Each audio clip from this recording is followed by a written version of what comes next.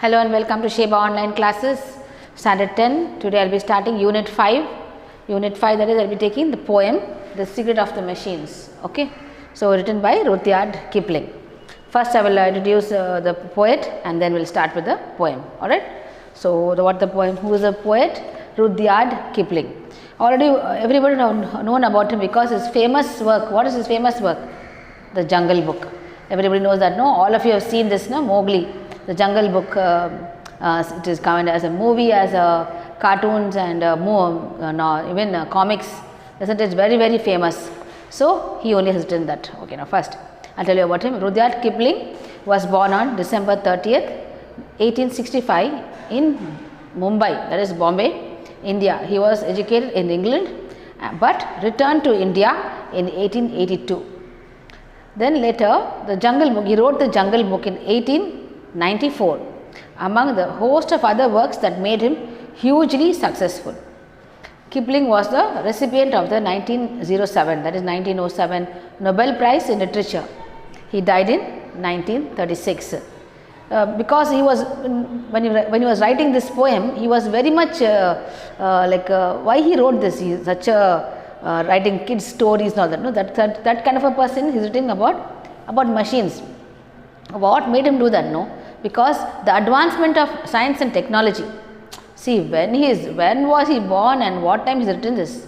Okay, really such a great. He is very great. What is going to happen now? He has written this in 18th century itself. Okay, so that's what see how it is. The advancement of science and technology. What he was seeing that time. So in the 20th century, he was industrialization. How it's going to be. How it is going to be in future. That's what he was telling about. How man is going to be dependent on machines. For each and everything, every task will be dependent on machines. So that time itself he is able to foresee what's going to happen now, isn't it? So such a great person he is. So like that. So before starting the poem, I'll tell you about what this poem is about. How many stanzas there? 1, 2, 3, 4, 5 stanzas. Okay, 5 stanzas, and what these stanzas are telling us about. What is this? The secret of the machines. Secret. What is the secret of the machines? What can a machine have any secret? So what is it telling us about? See, the poem deals with the problem of modern technology and automation. In the beginning, the reader gets informed about how machines are produced and what kind of a treatment they need. Okay. Afterwards, the machines explain how they can serve humanity. The poem ends with a statement that machines, although capable of great deeds, are still nothing more than creation of human brain, isn't it? Who created the machines? Okay. Who created us? God, of course. Okay. So God created human beings. Human beings, what have they created? They have created machines to help them. Okay. To help them only. The machines are not going to overpower us. So before they overpower us, we have to control them in such a way we have invented them to serve us. Okay, not to overpower us. That's what last one in the end of the poem, the machine gives us a warning.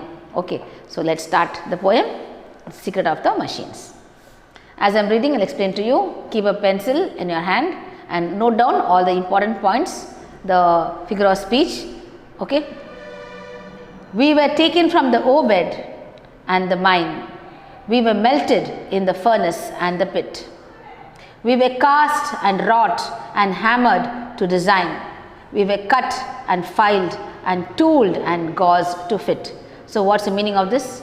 We were, who's a we? In a continuous poem, we. It is totally all the 5 stanzas we have this we. Starting of the sentence, starting of the poem stanzas, we have we. Who's a we? We is the machine. The machine is talking to us. Okay, it's telling about itself and giving a warning to us. Okay, the we is the machine. Write it down. We refers to the machines. We were taken from the ore. The machine is talking. Where from? How is the machine made of? Plastic? Is it made of plastic? No. What it has it got tissues and cells in it? No. It is just made of pure metal. It is metal. How is the metal made? From the iron ores. Where is the iron ore? from the ground, that is from the earth. They unearth it. We dig up the earth. We take out the metal from the thing. It is come in raw material like iron. That is iron mines, mines. That is where we dig into the earth of the center of the, that is earth. We dig inside. We make a tunnel inside, and then we unearth the iron ores from there. Take out the iron from there, iron ore.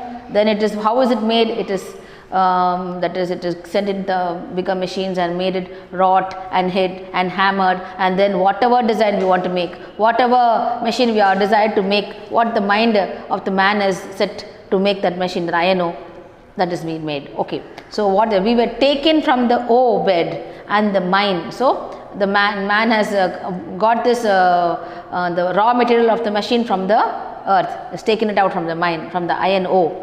We were melted, and then how it is made? Directly we can't make a machine out of that iron ore, no? What should do? That impurities have to come out. We take it, melt it. Where we put the melting, where the melting process is done? It is in the furnace. See there? We were melted in the furnace. Furnace means what? A heated oven. That's a big thing on place where they, that is so many degrees Fahrenheit, that iron is melted. The iron ore is melted as liquid, becomes liquid, it is melted. From the hard thing it is melted, and then from the melted thing it is taken into molds. It is put into molds, and then from there impurities are taken off, and then made into solid, and that is taken to the factory, and from the factory that is been produced. Okay, the machine. So how it is? We were melted in the furnace and the pit. Have you seen the furnace? It will be a huge big thing. We put the iron inside, melt it, okay, and then we were cast and wrought and hammered to design. That's what I told you now. Now after it is melted, we put it in molds. Like what kind of a thing, what kind of a machine we are going to make, we put it in molds, and from there that material is taken to the industries and the big factories, and there they are hammered, they wrought, they hammered to design. What kind of a design? What are you going to make? Are you making a crane? So big cranes, and then what's that? Washing machines, and what are the things you are going to make it out of iron? All that is being made. Design. Then we were cut and filed and tooled and gauzed to fit. They are measured. How much iron is used? So that kind of measurement is taken. They are gauzed to fit, and then they are tooled, means we put nuts and bolts and whatever we want to make. We are making the machine. So from the iron ore to it's getting melted, and then it is being taken to the factories to make the thing, the whatever is desired to make. So that is the first part, is how it is made. Okay, now introduction I have given you before. So how it is made, from where it is got. The next stanza, what does it need? Some coal, some water, coal, oil is all we ask. That means what? What is the thing to make a machine to run? What does it need? It needs coal. Some machines need water. Some machines need oil, isn't it? Now to run a car and a truck, what do they need? Of course, they need petrol. They need diesel. Okay, these are the oil. That oil part, these are the machines needed. Okay, then coal, of course. What kind of a machine need coal? Trains, of course. The earlier days when the train was introduced, they were putting coal inside to make the train to run. Okay, so coal was used, and then water, of course. So the steam engine, water we need, of course. Then so these are the things. All we ask. That's saying. What's the meaning of all we ask? It is assonance. Figure of speech, assonance. And starting, as I am telling you, we were. The first 4 lines of the first stanza, we were was given. No, that is completely anaphora. Okay, write it down. Anaphora. See, the first one is, that is the starting part is repeated. It's known as anaphora. The first one is we. The V part, starting part is taken as V. See there? The first 4 lines, and the next is the third stanza, and wherever that V is be taken, that's known as anaphora. Okay, the repetition of the first line, anaphora, and the next one is all we ask. Second thing is all we ask. This is assonance. Okay, assonance means A, that is consonants, that is vowels are being repeated. When the vowels are repeated are known as assonance. Another one is repeated words are what? Alliteration. Alliteration is just common, it can be consonants also. When vowels are repeated is known as assonance. Okay, so please note it down as I am explaining to you. Okay, I'll be explaining even the figure of speech as I'm taking them, otherwise you will miss out. Okay, next second stanza as started. Some water, coal, oil is all we ask, and the next, and 1,000 of an inch to give us play. Okay, and now if you will set us to our task, we will serve you 4 and 20 hours a day. That means the machines are made to serve us. Okay, a washing machine is made for what? What purpose? Because we don't have time now, it's a very hectic for us, we can't sit and wash our clothes, so we have very little time, we have to run to work. So what happened, this washing machine is there to help us to wash our clothes. So what do? We put the machine, dirty clothes in the washing machine, it is clean and is given to us. So the machine is making our task, our job easy. So that's what, give us 1,000 of an inch to play, that is give us some fraction of 1,000 for us to play. Okay, and now if you set us to our task, that is if you give us our space to help us, that is do our work, we will serve you 24 hours a day. How do we serve you? We serve you 24 hours a day. That is a machine does not. The third stanza, we can pull, haul and push and lift and drive. We can print and plow and weave and heat and light. We can run and race and swim and fly and dive. We can see and hear and count and read and write. See how many hands is using, so many. So okay, let's what are the things? There are multiple things. A machine can help us in multiple ways. It's a multitasking machine. Okay, it can do anything, whatever we want. Machine is there to help us. Okay, see what are the things it can do? What are the things it can do? See there. It can pull, it can haul. It is haul means carry. Have you seen gone to the shipyard, docking yard? Have you seen? How does the crane carries the heavy containers, no? It carries the containers, it carries, haul means what? It carries the container and put it on the ship, isn't it? So that kind of a big things can we do? We cannot, we just have to operate it. The crane operator operates it, carries it and puts it on the ship. So we can pull, then we can haul and push and lift and drive. Lifts, elevators, what does a lift do? You go to any malls, so many floors, some apartments are how many floors? They on 13 floors, 15 floors. Can we walk and go? Can a human being walk from first floor to the 15th floor? Wow, we will fall sick. In the middle itself we will that is faint. So for that, what purpose we have got? We have got escalators we have got, and then also we have got elevators, also we got lifts, isn't it? So we can lift and drive. Drive means what? Cars, bikes, and then trains and flight. So all that kind of things what we can drive, come in, it is transport. Drive is transport. Then we can print and plow and weave and heat and light. That means print, of course, media, that is the internet. We have printers, we have just put in there and then everything comes out in print. The newspaper, then we have so many things which can print out, isn't it? Prints. Then plow, of course. Now what? Before earlier days, what do? We have a hull, that is the ploughing thing. The farmer takes the plough, goes around with the cow, goes around the thing and ploughs the field, isn't it? Now it is so easy. Everything is done in a jiffy. That means what? So time is being saved by using a tractor. The tractor is used to plough the field. Okay, tractor. Then plough, we weave. What is that weaving? Before, how we weaving a sari or weaving, we used to have that charkha, that is a Gandhi's thing, that is we make thread out of it and then it's taken to the weaving thing center and then it is weaved out into a sari or whatever cloth and then only it is sent to the shop to sale. Now what has happened? Everything is mechanical. We weave, that is we also weave clothes, that is everything is mechanical. The big machines are there, they weave out all the clothes are done, everything so easily. And the production is quicker and faster and we can earn more. Okay, we can invest, we can earn more in this. Okay, then heat and light. What stoves are there? That is self-igniting stoves, and then we can heat up because the geysers in the house. Okay, and light, of course, lights. We have the lights, electronic items, electronic appliances. We can run and race and swim and fly and dive. That means what? We can run is what? Of course, on the road there are transport, buses, cars, all this kind of thing. And next is what? We can swim is what? We have submarines, we have yachts, we have ships, so many streamers, so many things are there, no? And the next we can fly what? of course flights, helicopters, flights, okay, and dive, of course, dive is only submarines. And then we can hear and see, we can see and hear, count, write and drive. What is that? What is that? Just close your eyes and just see a machine is sitting and writing. We can see, we can hear, we can count, read and write is what? Internet. What we can do? We can type everything. What we want, we just type it out, everything comes out. We can see, that's what they see. They have the camera, that the camera has been seen. We have a mobile phones in our hands. See, this is done way back in 18th century and now he clearly told to us by Rudyard Kipling. See that.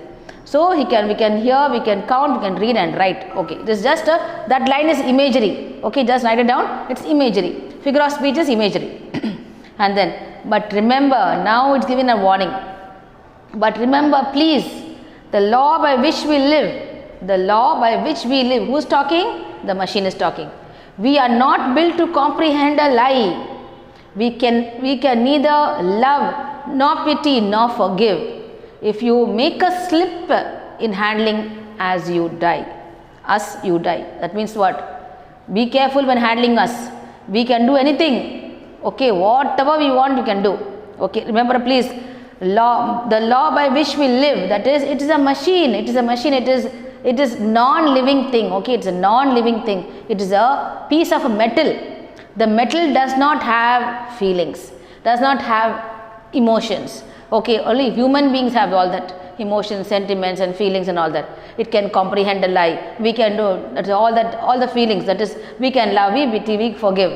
If anything happens, say for example a crane, if the crane, that person is handling the crane, is lifting that heavy container and taking it to the ship, in case a small error happens, the container falls down, and if people are sitting there, or those who are anybody there, workers, it falls on them, what will happen? They will die. And in case people are working in big machines, no, like cutting machine, cutting the wood, one small instance, a hand slips, what will happen? A hand will be cut. So that's what he's saying, be very careful. We don't have, in case if anybody's hand is cut or something in that machine, does the machine say, oh how sad, I am very sorry? Can the machine say that? Does it have any feelings? No, of course. So we can neither love nor pity nor forgive. If you make a slip in handling us, you die. That's all. Plain blank, you're telling you will die if you manhandle us. Okay. The last stanza, this what is saying is, the machine is telling us, though our smoke may hide the heavens from your eyes, it will vanish and the stars will shine again. Because for all our power and weight and size, we are nothing more than children of your brain. So last what he's saying is, the machine is saying, see now the machines emit smoke, isn't it? Smoke comes out. Some machine gives out smoke. So what happened? We can see the heaven. Who is our creator? Who is our creator? Human beings. Who created human beings? God, isn't it? God created us. But who is the creator of the machine? We. Now we are like gods to them. Okay. Now human beings are like gods to them. For 1 second, what that machine is telling is, for 1 second, our smoke is completely covering the sky.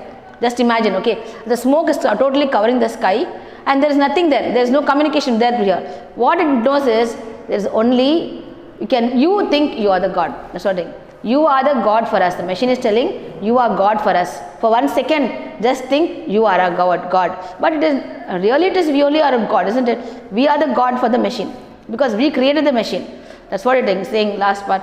Because of all our power and weight and size. That means, now how big the machines are? One small thing, a nail cutter to a big machine, a big huge cranes and all that. Have you seen, no? So many machines. Even the rocket, that goes to the moon, we can go there, make the missiles and the war things what they're using. So many big things, all that size and weight and whatever it is. What are they? They are our creation. We have created them.